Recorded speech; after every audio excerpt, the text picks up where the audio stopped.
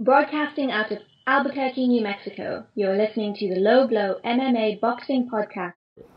Juan Hernandez with the Low Blow and Southwest Fight News here in Ruidoso, New Mexico with Louie Burke. How are you? Good, Jorge, thank you. The biggest fight, would you say, of your career as well is coming up Saturday? Yeah, you could say that. Yeah. Against Miguel Cotto at Madison Square Garden. You're wrapping up training. How has Ruidoso treated you, and what were some of the highlights of training camp? Yeah, I mean, this has been a really exceptional camp. We had some tremendous sparring. We had Daniel Livingston, we had Leonardo Tyner, A.B. Hahn, Siju Shabazz, Hector Munoz. All these guys contributed to getting us in top condition. We had a fun camp the whole time we were here.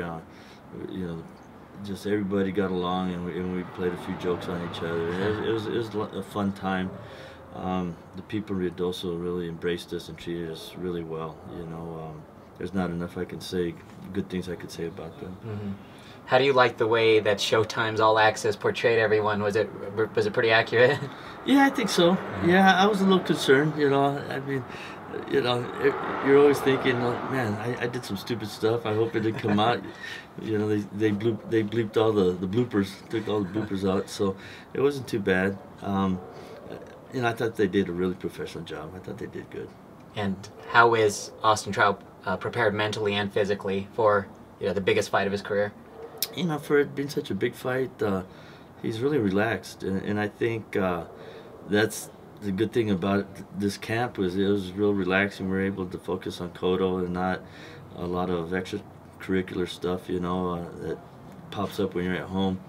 You know, so we were able to focus just on Cotto, and the atmosphere's been relaxed. And I think also what contributes to Austin being relaxed is the fact that he has been on the road so many times before, you know, and we have been in hostile country before, so this is no different, you know. Just we kind of feed off of it, actually. So no pressure off 18,000 Puerto Ricans?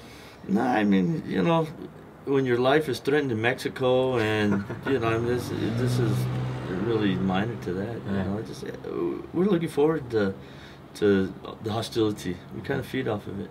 And when it comes to Puerto Rican fighters, we lost one of the better ones today, Hector Camacho, who was your second to last fight.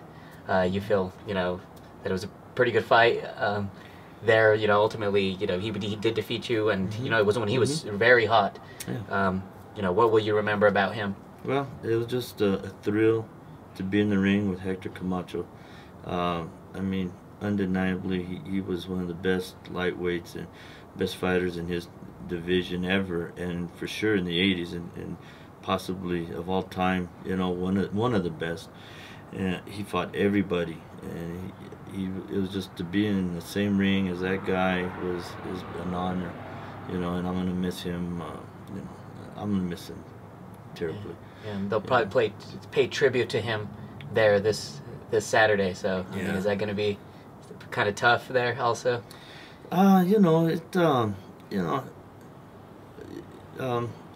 I don't think it's going to make a difference, you know. I mean, you know, just you know, we have to go on and fight and do our best. But you know, the memory of Hector and Madison Square Garden, because originally I was supposed to fight him at Madison Square Garden, and we ended up fighting in New Jersey, in Atlantic City. But you know, just the memory of last time I was in New York was when I fought Camacho. I went up Madison Square Garden, invited me to go to New York, and they gave me a tour of the place. So you know, it's going to bring back some fond memories and some sad memories as well. Yeah.